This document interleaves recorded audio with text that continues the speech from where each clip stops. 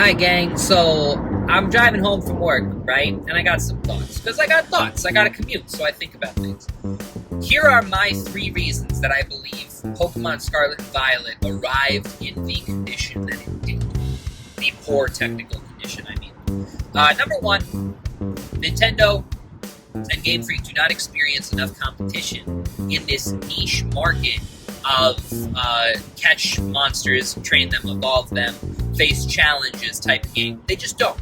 Digimon was up there several decades ago, but they haven't released, let's be honest, they haven't released a great game in a while. They haven't released any AAA big contenders that can show, make Game Freak shake in their boots a little bit.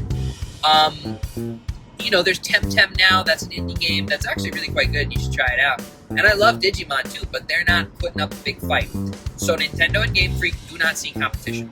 And economics, capitalism 101, healthy competition in a market is good for the consumer, because these companies will see that, these companies rather will be forced to push out a better product. If Game Freak and Nintendo saw some competition from some other brand putting out a Pokemon-like game, they would be urged to try and do their best to push out a good product, because it's like, oh, we gotta, we want to make sure people are buying our game and not their game. So there's no competition. That's number 1. There's no healthy competition that is driving them to do better.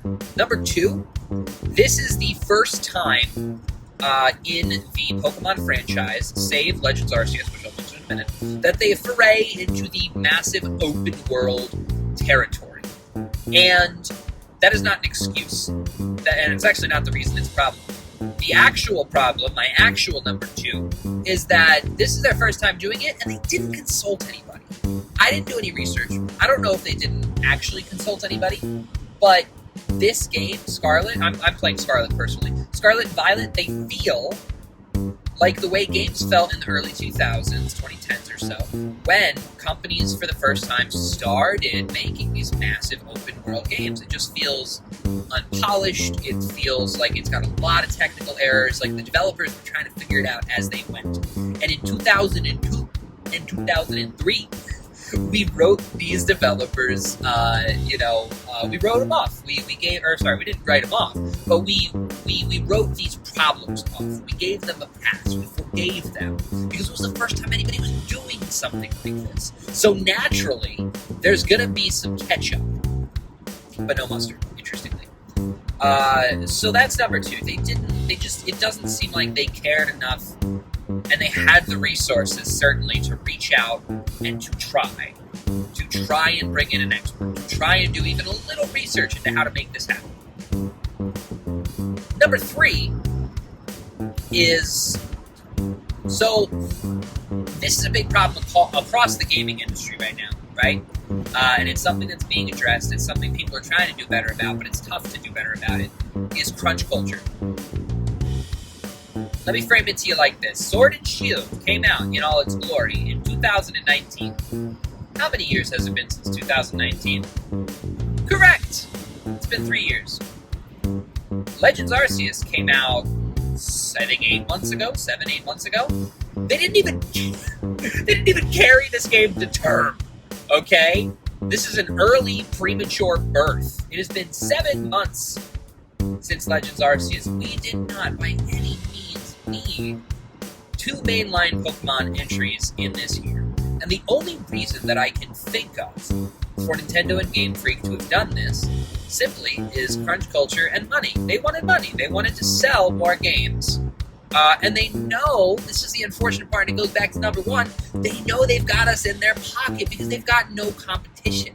They don't have anybody competing in this Pokemon-like catch monsters, train them, evolve them type of market. They know we're going to buy the games. I bought both of them. So, I hope in the future this changes. These are my 3 big reasons that I think it's it's a big problem for our friends at Game Freak and Nintendo.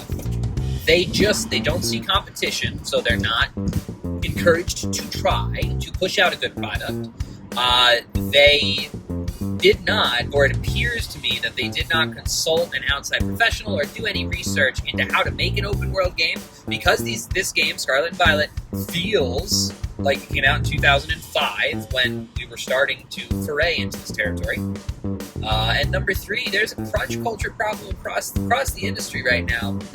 And I really personally wish, I think personally Legends Arceus didn't need to happen. I enjoyed it, don't get me wrong, but I do not think we needed it in our lives. I think we could have done without, and I think their time would have been better spent over the last 3 years having one team focusing all of their efforts into Scarlet and Violet, into this next new generation of Pokemon games. But that's what I think. What do you think? Like, comment, subscribe. If you agree with me, awesome. If you disagree with me, awesome too. Tell me why you disagree with me. Throw it in there, and we'll have a conversation. All right, adios.